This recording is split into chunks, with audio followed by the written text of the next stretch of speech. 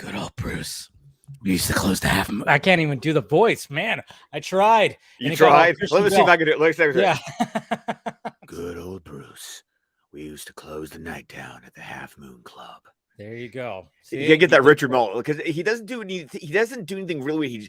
He just goes really down here. That's what he does. I know. I think I was getting too Christian Bale. You were going a little too. Where's the car? Yeah, and casual Batman kind of thing happening right there. Anyways, guys, welcome to Batman the Fan-imated stream. We're not the Oscars. We're not the Oscars. Yes, they're currently happening. Last year at this time, we were live while the infamous slap happened. So I think it happened like at the tail end of a streaming. I don't even remember which episode of the animated series we were talking about at the time. No clue either. But yeah, the Oscars are currently happening.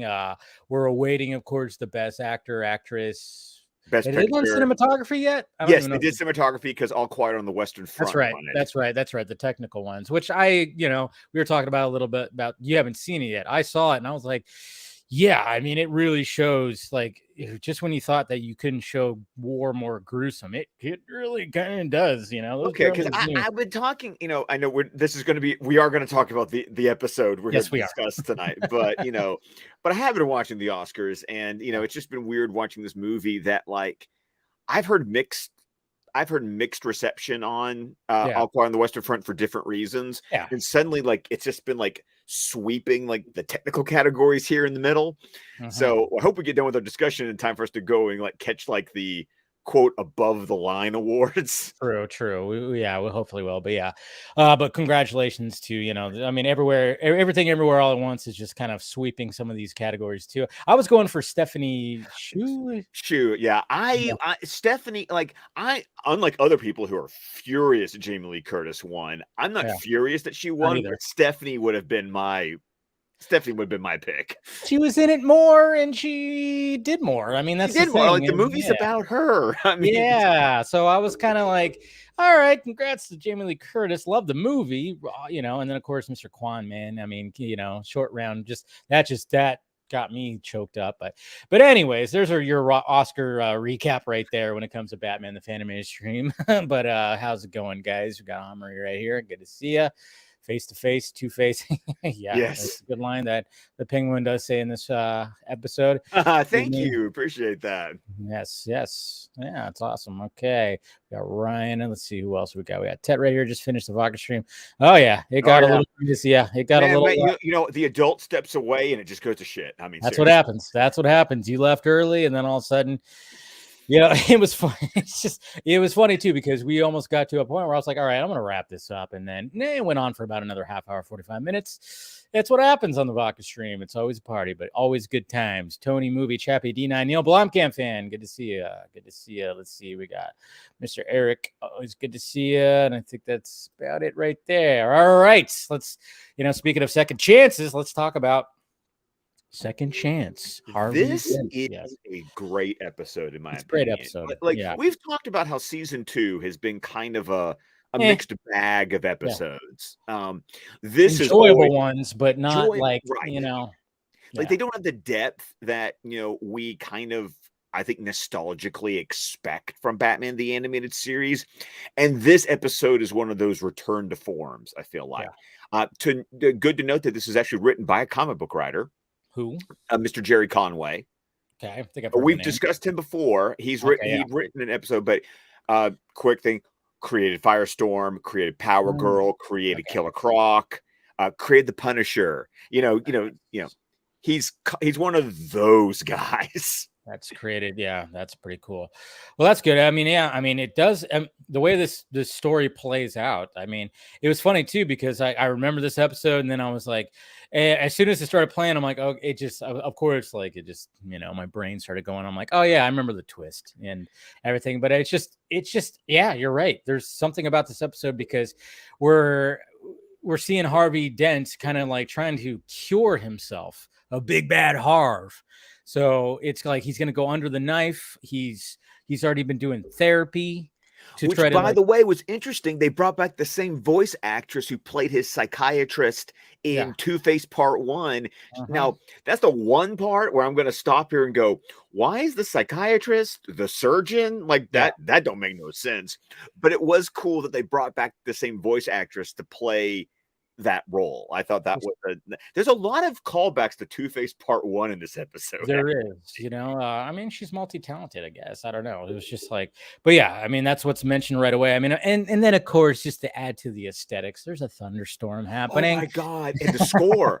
And this is not the way that it opens. Yeah, I know exactly. This isn't Shirley Walker. It's actually, I think, Tim Horn. It's a composer that's not one of your like typical traditional like Batman the Animated Series composers. Interesting, but he did a great job. Oh yeah, I mean, especially with the opening with the lightning, and then the I guess, well, not really. Is it an ambulance? That not really an ambulance that pulls up, whatever, the truck that pulls up that has Harvey into it, and then all of a sudden, like, just the way that the animation is to kind of just like have them shadowed out a little bit, and obviously Batman and Robin are looking over it. I mean, yeah, that with the score, that was one of the things I put in my notes, was like the fact that the score just creates this, it's haunting. It was the word I used. It was haunting score. Yes, haunting score. And and then of course we like you said, we got this I was like kind of going like, that's not Tompkins. No, that's, and then I started remembering, I'm like, that's and I found it weird too. I'm like, all right, so maybe she's gonna be, I don't know, but she explains that, hey, you've done so well, we're trying to get rid of Big Bad Harv, and basically the last thing is to fix your face. Fix your face, right? Because the idea is that he's done the work. Yes. To repress that personality or that identity, and then just if we can plastic surgery up the face, which is actually it's a concept that's been used in the comics since then, like the idea that you could, I think even, oh no, Frank Miller did it in The Dark Knight Returns. Like, that's like, oh wait, yeah, it's in issue. It's issue 1.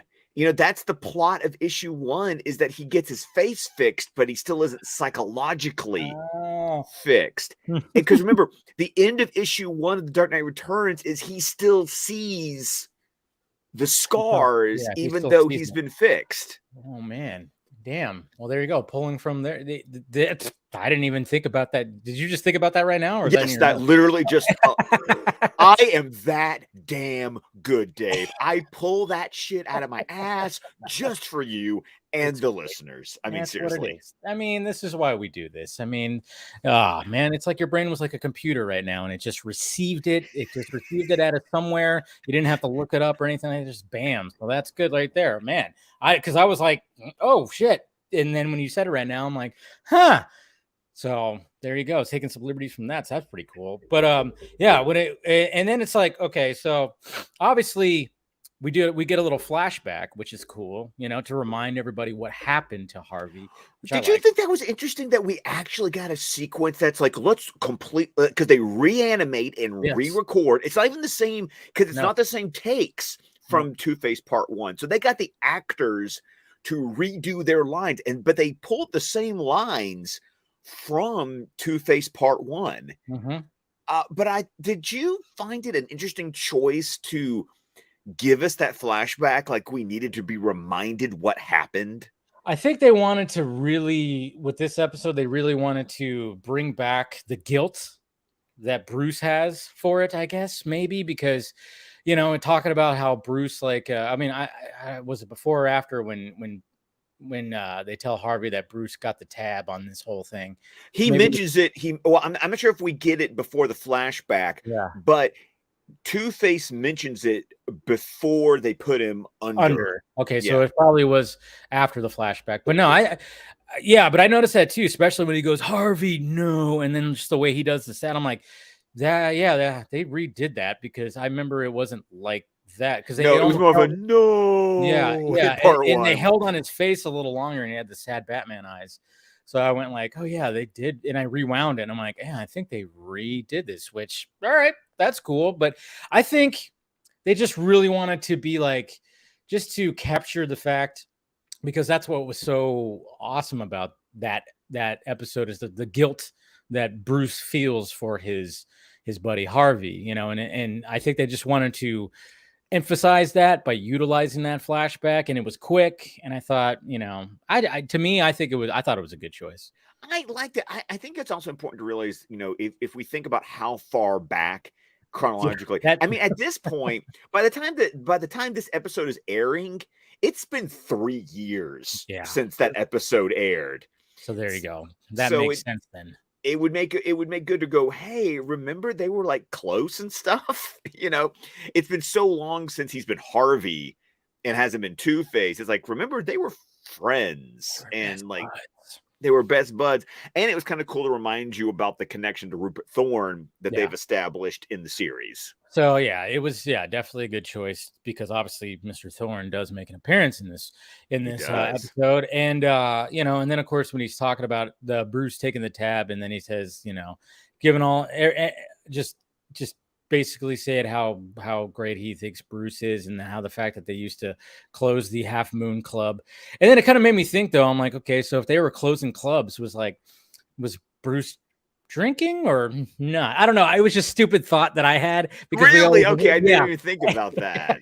I'm like, if they're closing them, because anybody who knows the term of like closing a club or closing a bar, it's like you're there till they say get the fuck out, basically.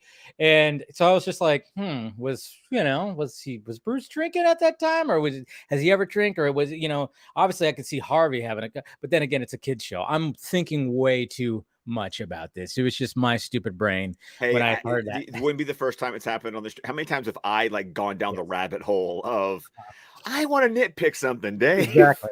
Yeah. So I was just like, I just had that thought. I'm like, But anyways, that was just me right there. But yes, he gets put under, and then of course it doesn't happen. Just right when the scalpel is about to hit the chin, goons with masks break in and start shooting up the place.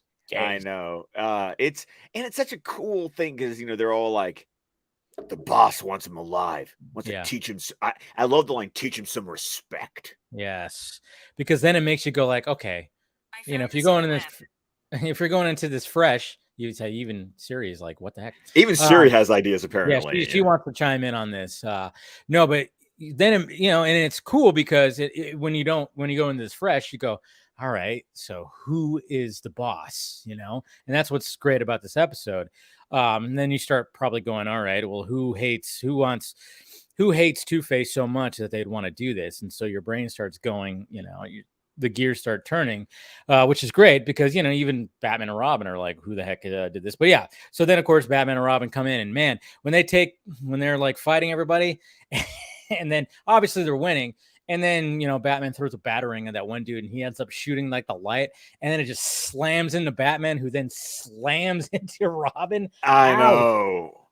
Ouch. I feel sorry for Robin. He Batman's big, huge, honking, you know, big shithouse of a body slammed into him. My God.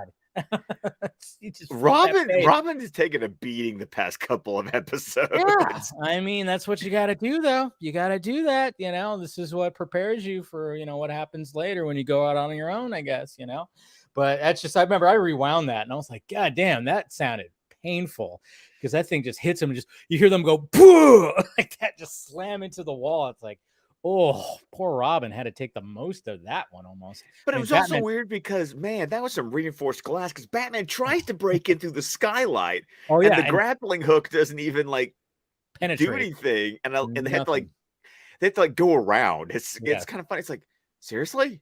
Yeah, you can't do your dramatic, you know, ceiling entrance or rooftop entrance like you normally do. You can't just come crashing through it. You got to actually take the long way, which that sucks.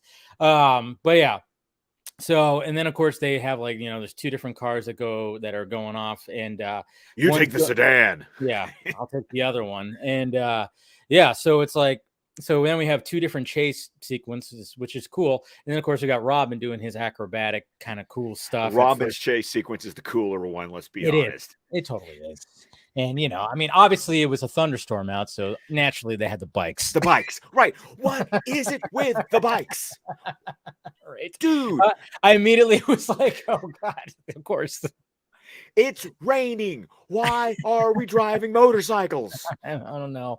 I don't know. Aesthetically, I guess they just wanted to do that. But Robin, yeah, he was his sequence was pretty cool too. Because I mean, just like leaping on some cars. I mean, he was doing some Mario type shit, grappling onto a train. On a train, and then just getting to that. And then of course there was like the whole, clean your windshield, sir. Of course. See, I like that's the stuff that I love with Robin, like that. No, clean your windshield, mister. It's just, like that works for Robin. Once again, Dick is being a dick, and I love it. Hi, Mama. Yeah.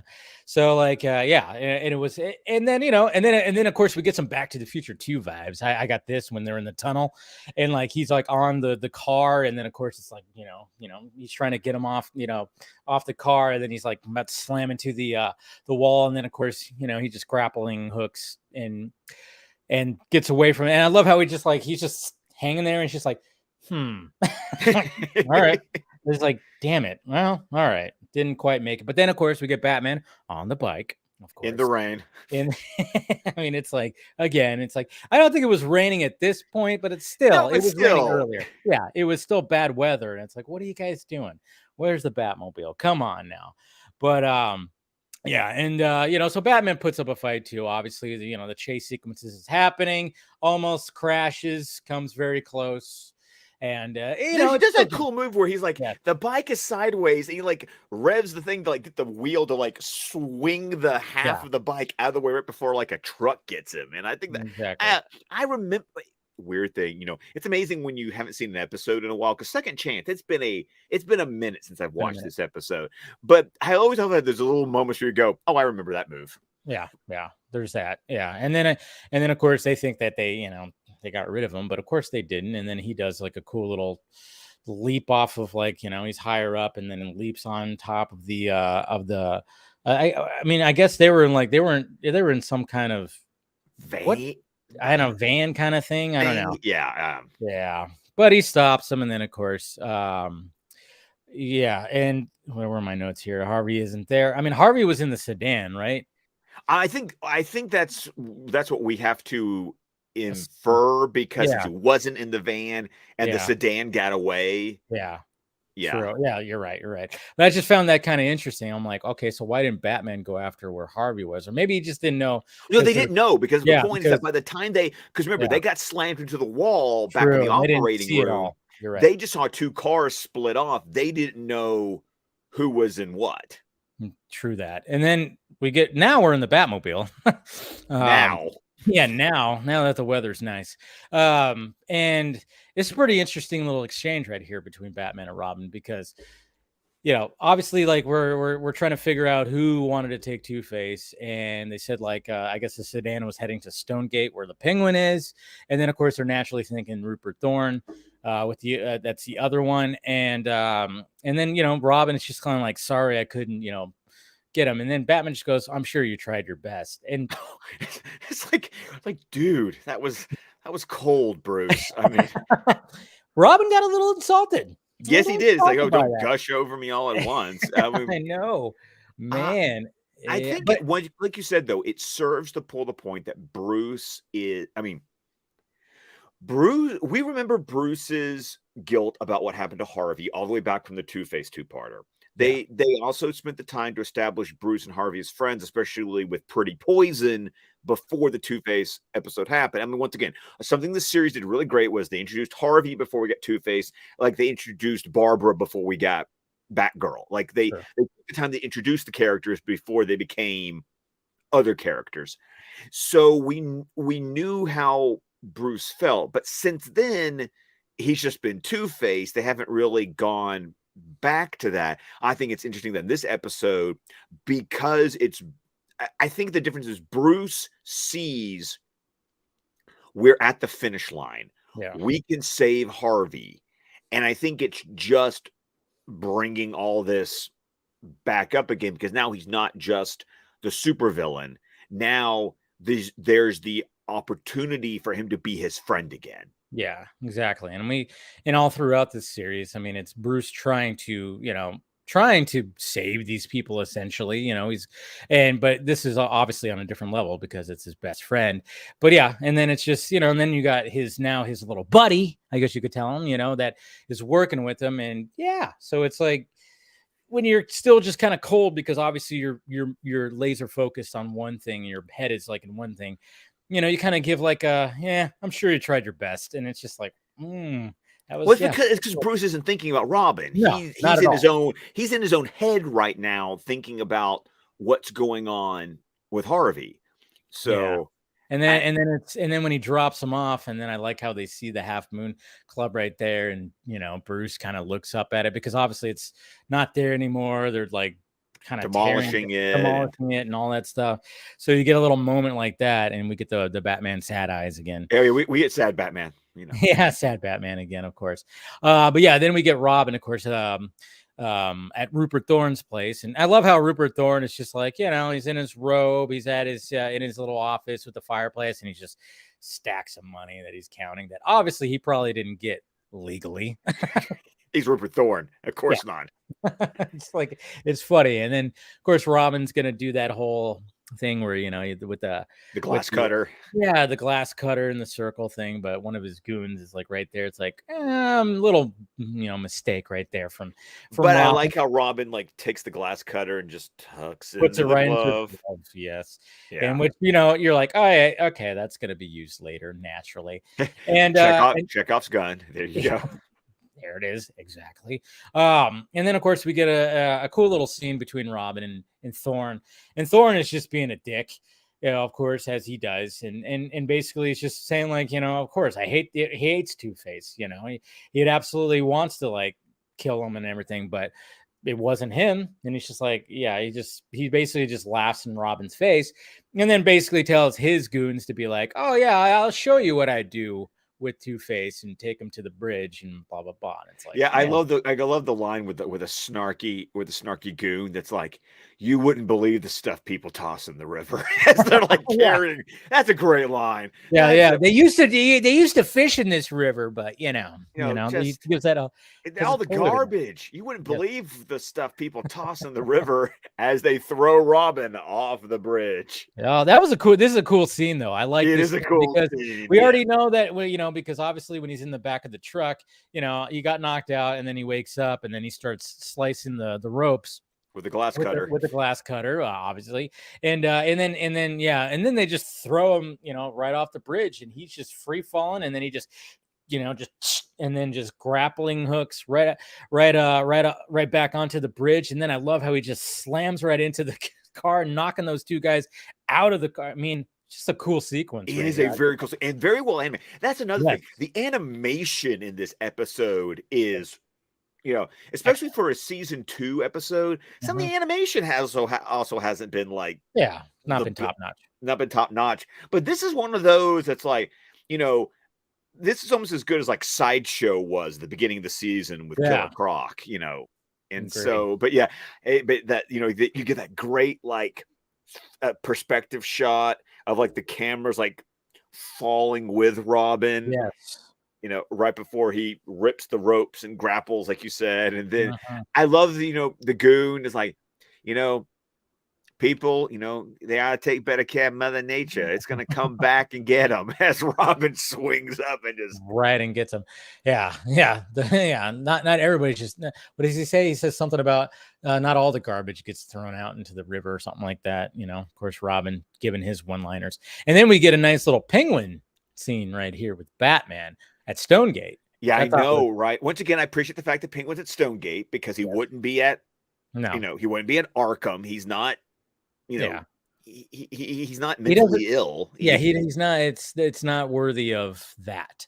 He's a criminal. You know, who apparently trains birds to dance. Pigeons, particularly. Pigeons, yes. It was just kind of funny. Like, you know, he's basically in a cell with pigeons, and then I guess you have time to kill, so you're just going to teach him to dance. And that's what they do. But dude, talking about the animation, that shot, like, I'm assuming it's like one of the spotlights from like the guard tower, and like you see the bars of the window with Batman's silhouette like scan across the wall. I'm like, oh, That is it's a good shot. sweet. I mean, I would love to see what the storyboard looked like for, I'm sure it for looked that great. sequence. Yeah. So Batman's basically interrogating Penguin, saying like, you guys had a disagreement. So naturally, I'm thinking maybe that you're the guy. And then he goes like, oh yeah, sure. But he would never want to off a fellow rogue, he says. Off on his sick bed. It's like it's like if I'm gonna kill him, I'm gonna like shoot him in the face. Like, exactly. Yeah, not if he's like knocked out on freaking anesthesia, or something like that. He's not going to do that. I mean, he's a better class of villain. Let's face it, it's a Penguin. Right, it's the Penguin. Remember, we've got this aristocrat, Yes. personality going on with Penguin, and so I like that. But then he like unleashes unleash the pigeons, pretty much, and then pushes them.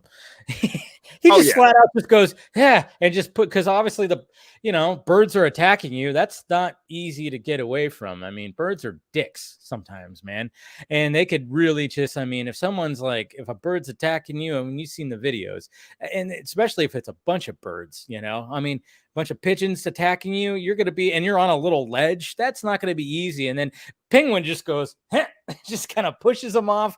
And of course, Batman has to do his, ultimate grip strength thing and grab on another little ledge and everything. And then, of course, he goes like, he's telling like the people with the spotlight, hey, he's down there. He's down there. But of course, by the time they flash down there, he's gone. But because it's Batman. Yeah, it's Batman. But it was just kind of like, damn, Penguin, you were like, that was, even in your jail cell, you're an evil little shit. It was pretty cool though. I like that exchange. It was a very good exchange, to face to face to face. Like that was I forgot who commented at the beginning, but like somebody made Jerry Conway wrote a really good line there, and it was delivered very well. But then they go back to Batman and Robin go back to the OR. I love I don't think we've seen that spray since On Leather Wings, do that, like spray the room and then put on the goggles, the goggles, whatever.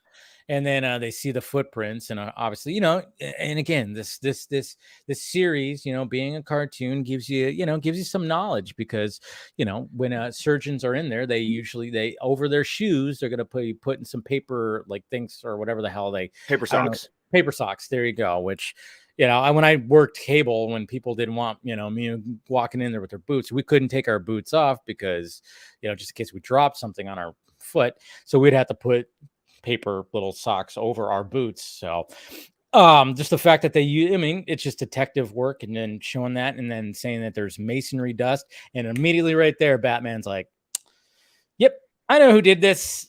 And Robin still's like, whatever. And it's just like, just tell Robin. But he doesn't want to ever tell Batman does that solo shit that he likes to do. It's like, I have to fix this, But at the same time, when you're telling this story and this like how it ends, you kind of go, well, it's just obviously, with the comment about, you did your best, and then all of a sudden Batman does that. I mean, we've seen it before too, where he wants to go and like, especially with Robin's Reckoning, I mean, but that was a whole different kind of thing. But that was for, Dick's behalf. Now this is for Bruce's behalf, because he's like, okay, I know this is, and obviously, if you watch this episode, it's Big Bad Harv that actually did this. It's Two-Face that did this. And so he realized kidnapped himself. He kidnapped himself because, even though like he's been doing good in therapy and he's mainly been the good Harvey, Big Bad Harv is still in there and still pulling the strings. Or, and maybe he was even doing that during therapy and just making it seem like he, I don't know. I think it was a case where I think Harvey really was doing good work. Yeah. I just don't think Big Bad Harv was as suppressed as the psychiatrist thought, or at least Big Bad, or maybe alternate theory, Harvey really did do some really good work, but Big Bad Harv had put plans in motion before it went too well. Like, yeah, you could be right. Like maybe like with like with the goons or something like that. Hey, if I start doing a lot of this therapy stuff and I'm not acting like how I should be acting, here's the plan you got to go with. And so if something's going to be happening, like they want to fix me, guess what, guys? This is the plan. This is that. We got to execute this plan. Yeah, you could be right. Something like that. you know? I could imagine Two-Face having a contingency plan. Yes, there you go. That's what I was looking for. Contingency. I couldn't think of the word right there. Of course you couldn't. Yeah, I know. It happens, you know, but you're the dictionary. I get it. But but yeah, when dick, you know. Hey, I didn't emphasize. I didn't say you're the dictionary. You could have, though. I know I could have, but I was nice. I was nice today. Second chances. Oh God, really? Booster. Boo. So then, of course, we get the reveal that it is Two-Face, and which, by the way, awesome. That's a great sequence. I mean, I love the way that's animated. It's animated great. Obviously because they pulled he pulled the footprint, and there's masonry dust, so he knew exactly where he was, and it's at, of course, the Half Moon Club, which obviously, when they're talking about it, and you saw Batman look up at it, you're like, I think that's gonna come back. Yeah, I know. It's like, come on, we know how story works. You mention it once, we've never heard of it before. Yeah, you mention it again.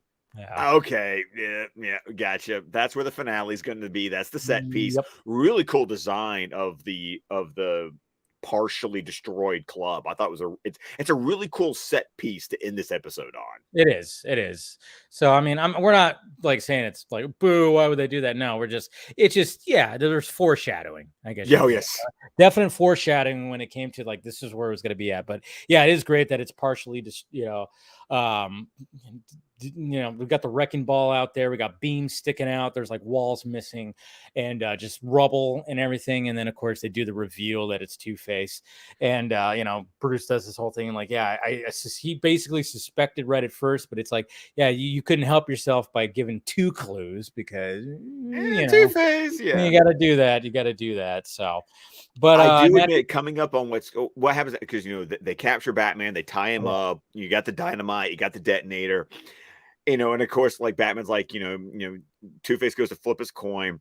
I forgot up until the moment where, as soon as the coin lands and starts spinning, as soon as it hits the ground, I went, I remember what happens now. Like, it was one of those things that, like, I wasn't like I was waiting for it to happen. It was literally one that was like, just as it starts to happen, I go, I remember what happens now. I did the exact same thing when he said, let it hit the ground. I'm like, oh yeah, it doesn't freaking it just always lands on, well, like he says, on edge, and I was like, oh yeah. I was like, because I was trying to remember how the episode ended too. I remember the twist as soon as I started watching it. I'm like, oh yeah, I remember the twist, but then I didn't remember how it ended. And as soon as he did that, I was just like you. I'm like, yeah, because obviously we got Batman strapped up to the wrecking ball with dynamite on it, and then he just let it hit the ground. I want to see it.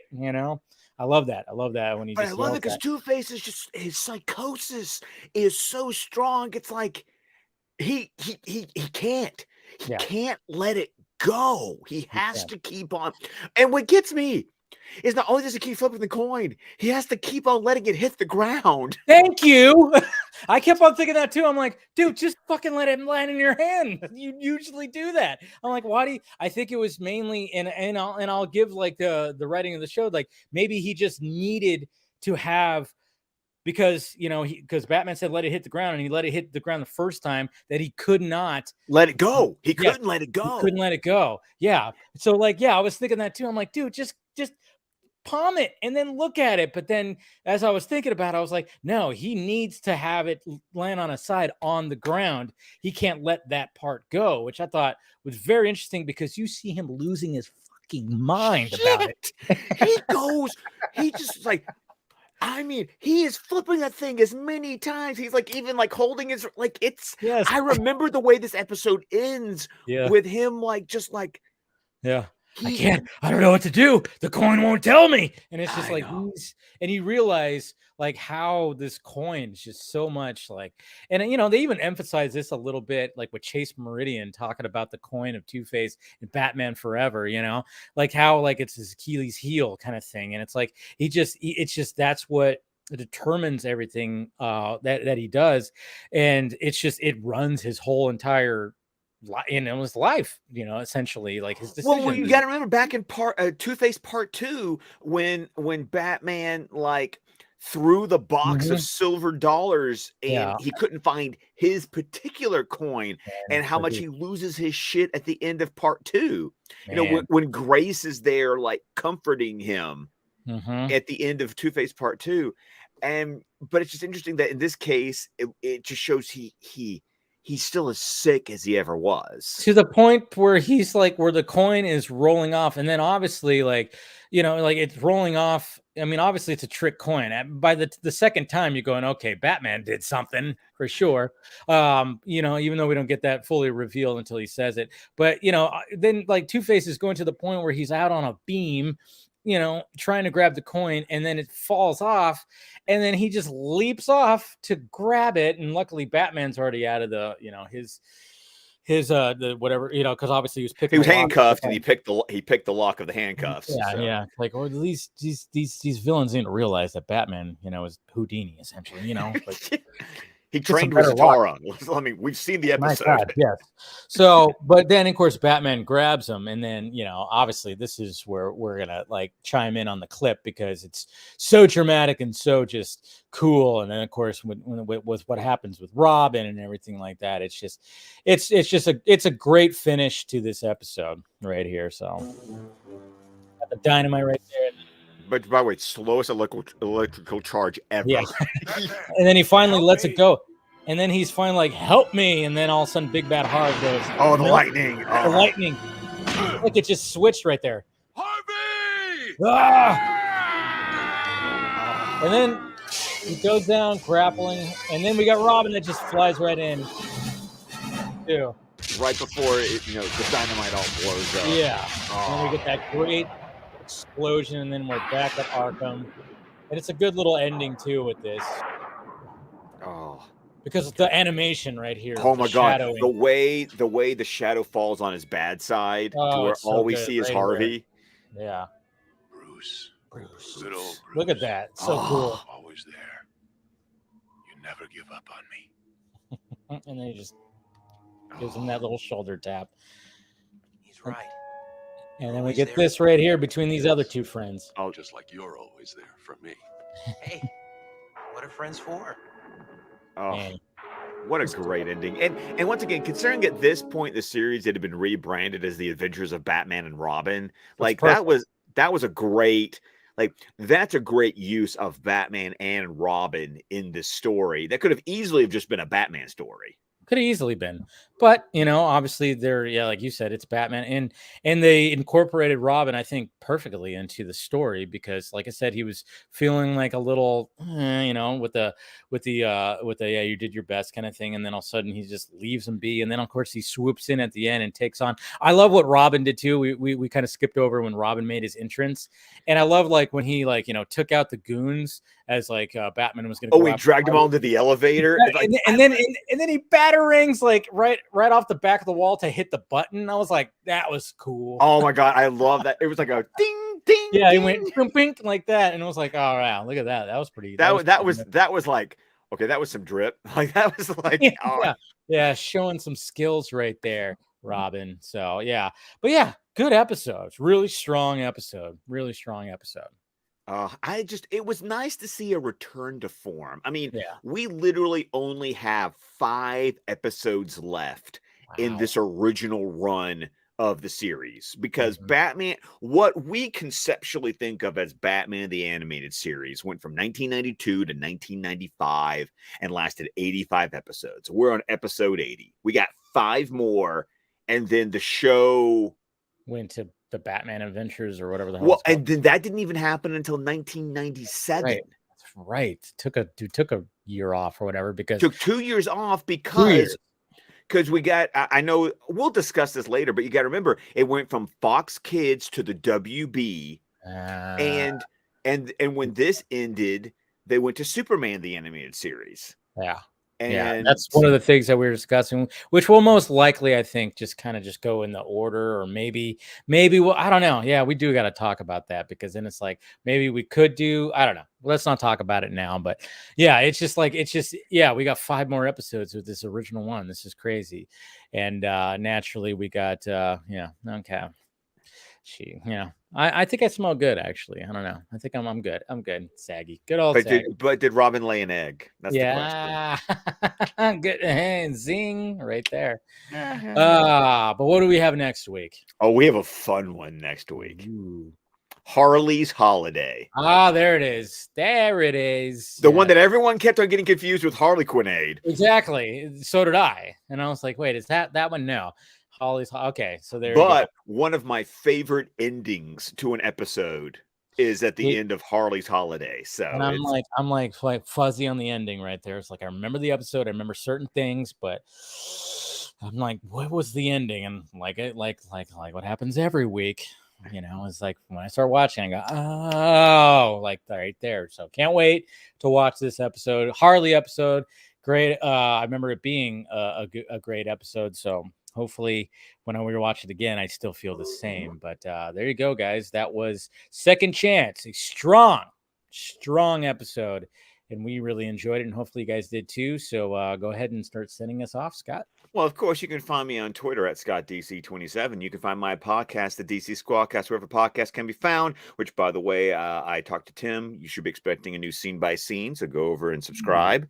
Probably Man of Steel, but it could be the Batman. You never know what's heading your way. But we are on Vero, Facebook, YouTube with the entire network of shows at squadcastmedia.com. We are a fan-supported network, so head on over to patreon.com/squadcastmedia, where you can get access to an exclusive RSS feed of over 400 pieces of content. I know it's been recorded. It has not been released yet, but coming up soon will be Brent, Tim, and Ray discussing Spider-Man 3. Ooh, that should be an interesting one. Like I said, I watched that a few weeks ago with a lady friend, and I think I convinced at least one or two of them to watch the editor's cut as well. That's the thing. We didn't watch that, and I was like, oh yeah, I should have put that one on because it is better, but it's better, better. It's definitely better. But anyway, so there you go, guys. We'll watch that episode and be back next week. And that's pretty much it. Hit that like, thumbs up, subscribe to the channel, become a member if you want to. Subscribe to all the sock meds down there, the Twitter, the Facebook, the new Batman shirt. Batman shirt. Oh yeah, I got to send you one. Yeah, well, I'll definitely send you that shirt. So, yeah, there's a new Batman shirt in there. And we'll see you guys next week. Same bat time, same bat channel. Talk to you later.